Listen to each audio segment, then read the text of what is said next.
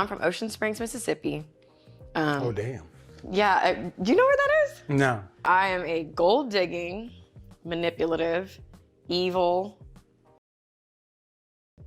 who has no real talent, who has sucked and way to the top, and is a overhyped, below average looking girl with clout, who is only relevant because of her ass. Well, damn. You can't turn a to a housewife. The world you live in, the world you exist in, is pretty much foreign to most of the people who have something to say about it. Right. Where are these? What do you think people get that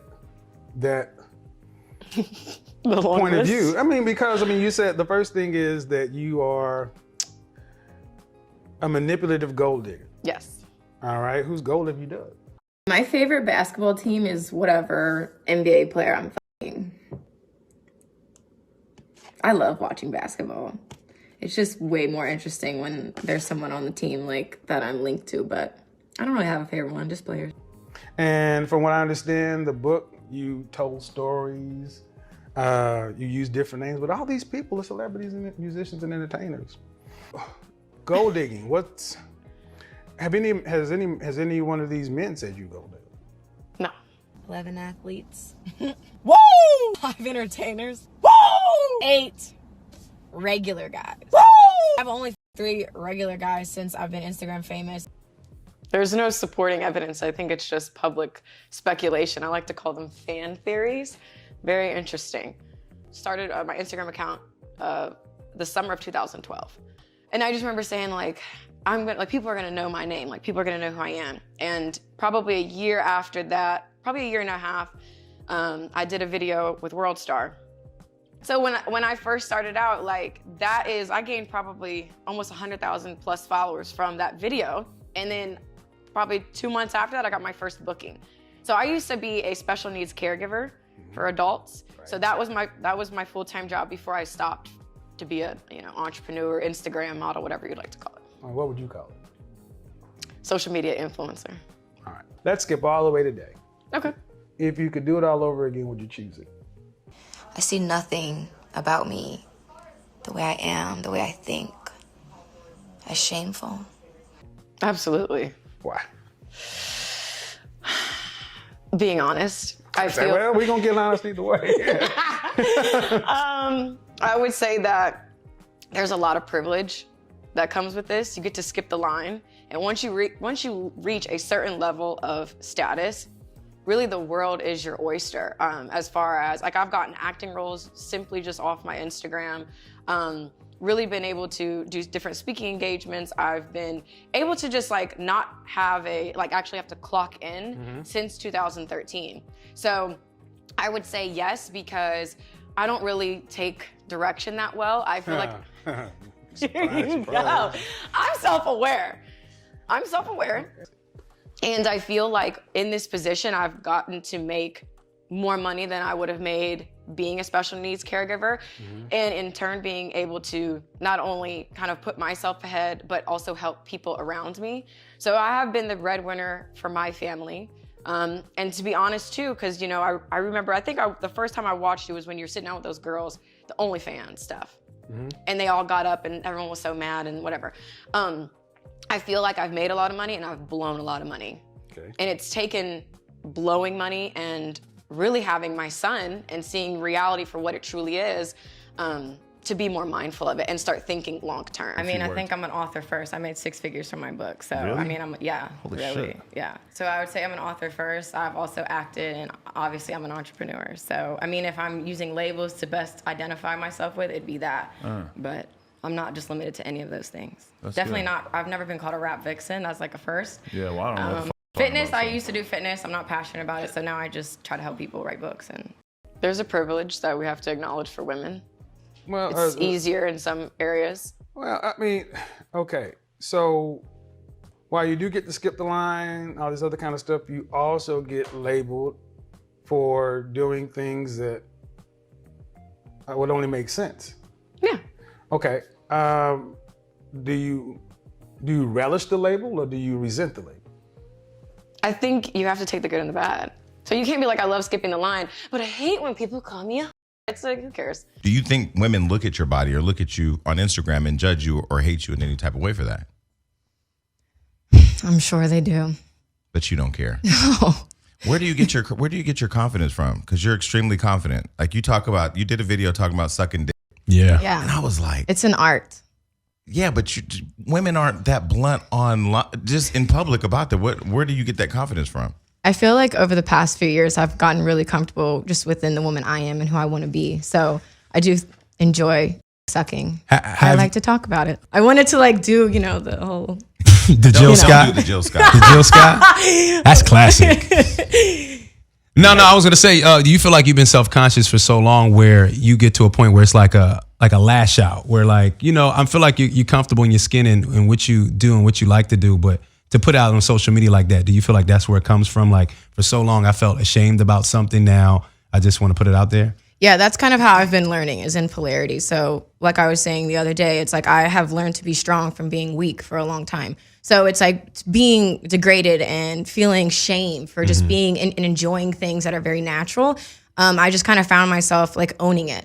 So I'm just I'm not afraid of, I don't know really what people want, like what they think and what they want me to be, I guess. Just not here to do all that. Because I'm so vocal and just because it's like, it's hot under these lights, So it's like, I think dating has probably been the hardest thing for me. A lot of my friends, we just don't have the same problems, it seems like. You almost have to keep it going because if I'm Brittany Renner and I've been doing this for almost 10 years now, and let's say I fall off and now I'm working at Target, it's not that that's a failure, but there would be ridicule that comes behind that. There was one time where I thought I was, being Billy Badass, and I guys in a week. Had a mean yeast infection.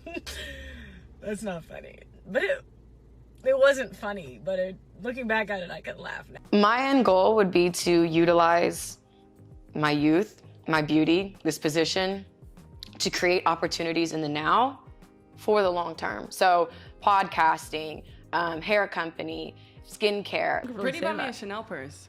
Are you serious? She's a sugar mama. Wow. Happy birthday to you. She bought me for my birthday. Oh my God. That bitch was funny. I just didn't want her to be impressed by what any man could do for her. And she obviously could do that herself, but for me, I just felt like it was more of a sentiment, like you don't need a guy to get stuff like this. So yeah, I think my biggest end goal is one of my bigger end goals is to have my own podcast. Because when I was pregnant, I used to watch your lives.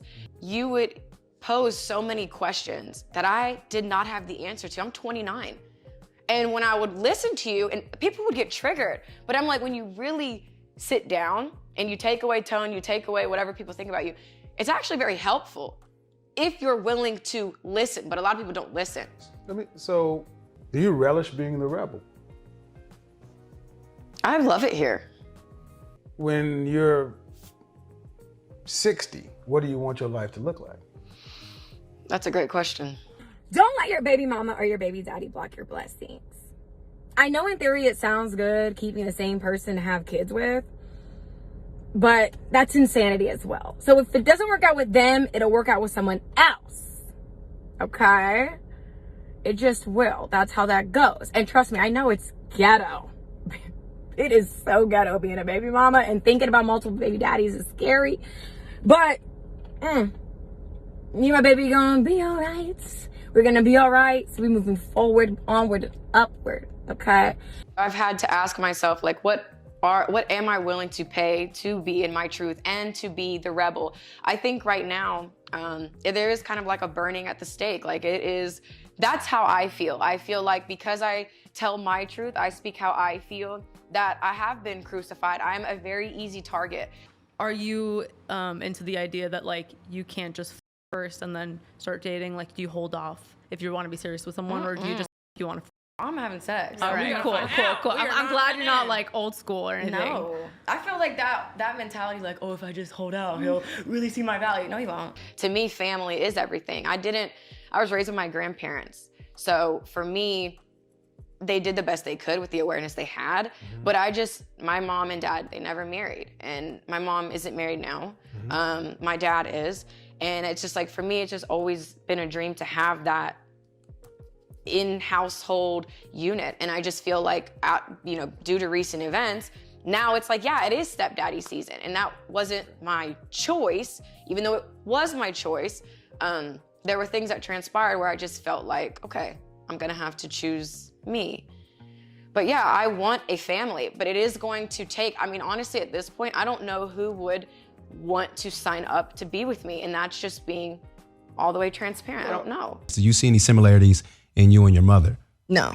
And I think too, when you hate something, it is natural that you become it. So I think you have to resolve, dissolve, and then it just kind of becomes one thing and you're more balanced. So no, my mom and I were both very silly and like outgoing and crazy. But as far as being a parent, I couldn't see how I could be like either one of them. So I just recently did an interview with DJ Academics, and I feel like a lot of clips were taken and were like, she's this, you're just a side chick, like whatever the case may be.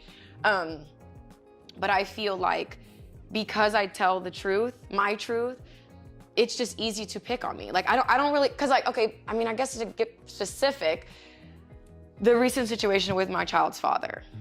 He's 6 years younger than me. They're saying that I planned it. It was just some evil plan that I had in my mind. And I experienced the worst people to deal with are the athletes. None of them use condoms, really. So if y'all really want to try to come up off a check off a man, you could just fuck an athlete. They're really dumb. But that's not what everyone else sees. That's not for me to sit here and try to convince people that, like, what it was. But I think just living out loud, like you said, it comes at a cost. Whether you're talking about your experiences in a book, whether your relationship is public, there is a cost. My light is so bright that it causes all of the roaches to scatter in places they thought they could hide. It's just me being me. It just causes such an uproar. Like, loving yourself is such a rebellious act these days, you know? But I'm here to tell you, I am so not sorry. I can only speak from my personal experience, and when I was with my child's father, there were kind of a certain set of expectations for that relationship. And if I didn't want to have to pay bills, didn't want to work, you could have the car, we're in the $1.6 million home, like you really just kind of sit down, shut up, suck a dick, and be pretty. And that's cool. Like, some women sign up for that. But I do think too, like you said, they are allowed to weigh their options. I can't remember the terminology that you used. High value men don't cheat, they exercise options. Right, they exercise options. So to me, I feel like unless you are ready to comply to whatever demands or rules that they have, then how can I comfortably just say, I'm just all about family? I just get horny for the guy that I like. I just think about him inside me and just... Do you think women want to be married and have children and have a community more than men want to be married, have children, and have a community? As a woman and as a woman of a friend of women, I can tell you the women are not. I don't make permanent decisions off of temporary emotions. I know change is constant, and I can think myself out of any situation if I have imagination. But it feels like the men, they might want marriage, but a lot of the same stories is, I get with a guy, I could see he's the one, I want a family with him, but he's a cheater. And that's how a lot of, like I said, personally speaking, I'm not speaking for all the women who are watching, or men, but I know relationships end for other reasons, but a lot of my friends have been cheated on, and it's almost like your hand is forced to either then accept it or move on. And to be honest with you, I am not gonna sit here and act like I'm okay with putting my integrity, my self-respect on the line to be married. So were you the side chick that calls in the middle of the night so she can roll over and see the phone? Or were you the side chick that knew you was gonna link up at 2:00, so you just had to wait? I was a side chick that when Gene would call him, I would go in the other room and be quiet. Yeah, you did. That's the worst kind too. That's the MVP. I think you said something about kissing him. Yeah, sometimes I would like kiss him and try to distract him so he would get off the phone, and then other times I would just go in the other room and be quiet or watch TV. So when you wanted him, was that insecurity in yourself, or did you just want him and that was it? Like, have you broken down the psychological behind being a confident side chick? I mean, I think anytime you're a side chick, there's something that you have to address that's going on internally. So I just didn't feel good enough for first. So I just didn't really, I'm like, it's not, it's not my problem. That's not my man, and I want him. So I don't really care what it takes and what it makes me look like. At the time, I didn't realize how much it really reflected on how empty I was and how low I felt about myself. By any means. So the sex was good? You went through all that for some mediocre. Really? Yeah, because I loved him.